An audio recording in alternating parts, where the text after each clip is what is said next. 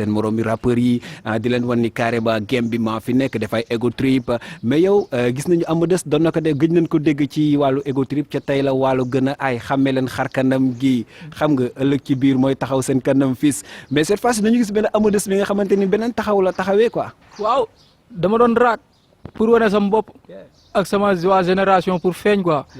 benn genre dama doon xeex dañ doon xeex suñu biir quoi man dama dem ba ni sama mission waratul nekk lii damay xeexal gars yi maanaam taxaw rek wax benn wax yuuxu classe yomb na quoi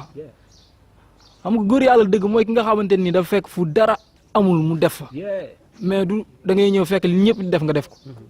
que classe dañuy def ego trip yooyu ay règlement la yu fi ay nit teg rek yow tegal say propre règle bopp man dama gis ni il est combat bi gën a mag mooy ñun Richard Toll ñu fexe nu ñu génnee dem Dakar yëngal fa parce que boo fa yëngalee yëngal nga Sénégal quoi comme ni waa kër gi defal waa Kaolack nit dof ni mu defal waa Louga man loolu laay missionné quoi te moom laay wax sama gars yi nañ ko jéem missionné mais pas ñuy nekk di xeexante suñu biir ak di kii classe nag moom wax dëgg yàlla musuma kaa bëgg def te dem naa ba bàyyi ko sax parce que man tëju sama néeg quoi di bind son di si wax si nit man yàpp nit ki may déglu la quoi parce que man romb naa di waxal benn nit dama bëgg maanaam waxal nit ñi pour ñu gindi leen wax leen ci mbëggeel seddal seen xol affaire yooyu noonu te comme que rab bi dañ ko étiqueté lu ñaaw man dama bëgg di ko def ba muy rafet bëgguma di wax dara loo xam te nii dina tax ñu saaga ma sama papa mu koy metti wala may wax kenn loo xam te ne bu ko yaayam déggee dina ko metti yaayam moom dama bëgg rek nit ñi bég nit ñi yeewu xam nga yiir leen man loolu la sama musique di dox quoi keneen kuy def leneen sikkuma la ci mais du ma la ci fekk. kon daal instant mënatuñ la xaar ci ay ego trip ak yooyu. mën naa def ego trip parce que mbiru musique la rek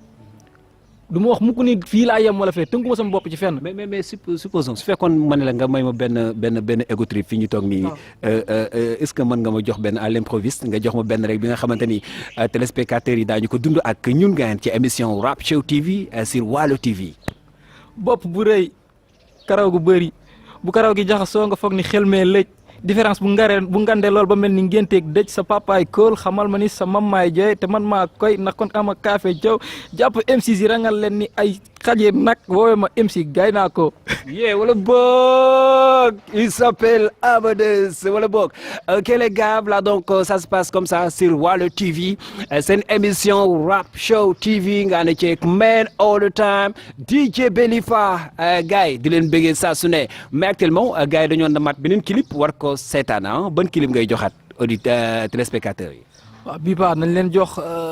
dara du ko dàq bi.